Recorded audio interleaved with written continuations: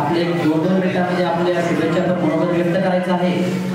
मी या ठिकाणी माननीय सुरेशजी वाडेकर पुणे टाइम्स लोकदर्पण मुख्य संपादक यांना विनंती करतो, आपण या ठिकाणी या स्नेहसंमेलनाला या ठिकाणी शुभेच्छा द्यायच्या आहेत।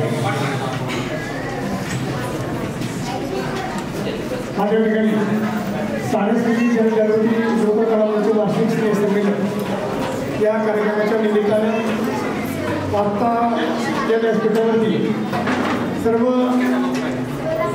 सन्माननीय व्यासपीठ आदरणीय आमचे शिक्षण अधिकारी खरात सर असतील, आत्ताच चित्रपटाचे अभिनेते मी आपल्याला पहिल्यांदाच म्हणजे तुमचं नाव ऐकलं, तुमचं साडेसरांनी मला तुमच्याबद्दल सांगितलं। या व्यासपीठावरती आमचे ज्येष्ठ समाजसेवक डॉक्टर रवींद्र गुळे, आमचे मित्र माडी सर आणि आमच्या लाडक्या विद्यार्थिनी आणि सकाळच्या पत्रकार या ठिकाणी सुवर्ण कांचन, त्याचबरोबर या ठिकाणी साने मॅडम असतील आणि आमचे मित्र विजयरावजी तुपे।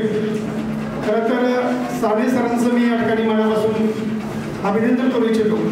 पूर्वी कांचनच्या परिसरामध्ये संगीत कला ही फार दुर्मिळ होत गेलेली गोष्ट आहे।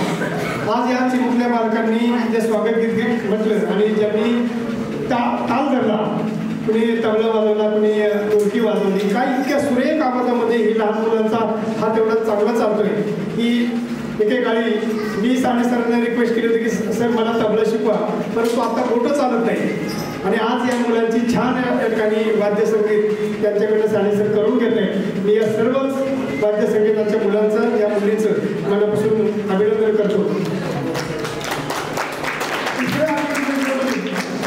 जे पालक पाठीमागे बसलेले आहेत, महिला भगिनी आहेत, काही पुरुष मंडळी आहेत, त्यांनी आपल्या मुलांना या संगीत कलेमध्ये जे काही प्रवेश दिला त्यांनी मनापासून आपल्या सगळ्यांचं अभिनंदन करतो की तुम्ही शिक्षण घ्या। शिक्षण घेत असताना संगीत देणं, संगीत येणं ही फार काळाची गरज आहे आणि म्हणून आपण या सर्व पालकांनी आपल्या मुलांना सहभागी करून घेतलं, प्रशिक्षण दिलं। या ठिकाणी साने सरांच्याबद्दल सांगावं एवढं थोडं आहे। मी साने सरांना एक दिवशी विचारलं की तुम्ही संगीत क्लासेस चालू करा, याच्या पुढची भूमिका काय?